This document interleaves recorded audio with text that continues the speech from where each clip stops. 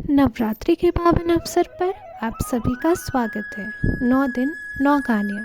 चलिए सुनते हैं नव दुर्गा के 8वें रूप माँ गौरी की कहानी। माँ गौरी की पूजा 8वें दिन पर की जाती है। देवी भगवत पुराण में बताया गया है कि माँ के 9 रूप और 10 महाविद्या सभी आदि शक्ति के अंश और स्वरूप है, लेकिन महादेव के साथ उनकी अर्धांगिनी के रूप में महागौरी हमेशा विराजमान रहती है।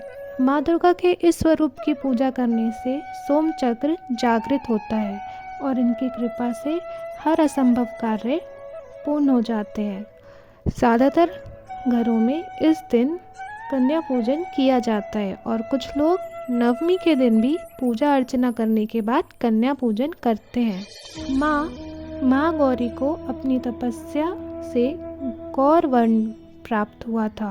उत्पत्ति के समय यह 8 वर्ष की थी, इसलिए इन्हें नवरात्रि के 8वें दिन पूजा जाता है। अपने भक्तों के लिए यह अन्नपूर्णा का स्वरूप है।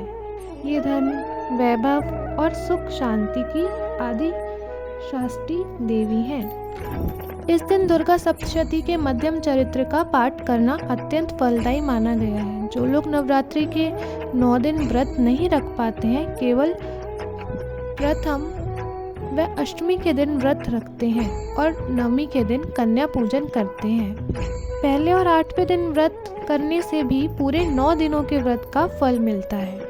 देवी भागवत पुराण के अनुसार राजा हिमालय के घर देवी पार्वती का जन्म हुआ था।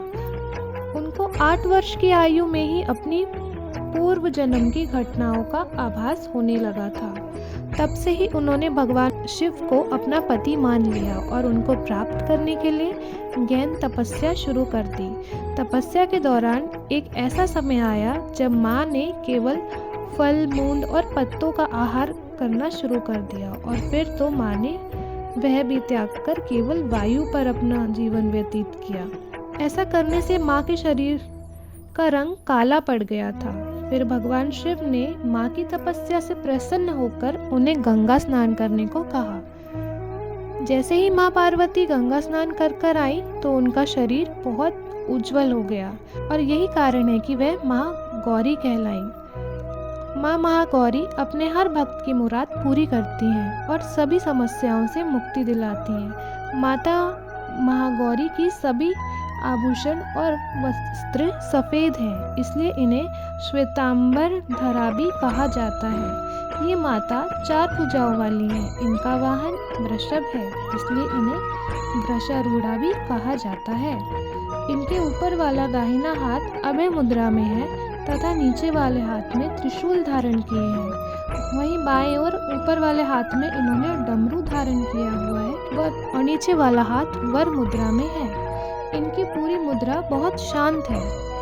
पति रूप में शिव को प्राप्त करने के लिए माँ गौरी ने कठोर तपस्या की थी। ये अमोघ फलदायी हैं। इनकी पूजा से भक्तों के सारे पाप नष्ट हो जाते हैं। अलौकिक सिद्धियों की प्राप्ति होती है।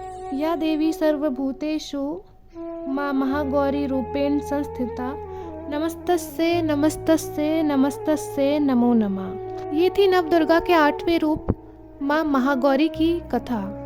आपको ये कहानी कैसी लगी कमेंट सेक्शन में कमेंट कर ज़रूर बताएं। मिलते हैं अगली वीडियो में नव दुर्गा के 9वें रूप के साथ। आप सभी को नवरात्रि की हार्दिक शुभकामनाएं।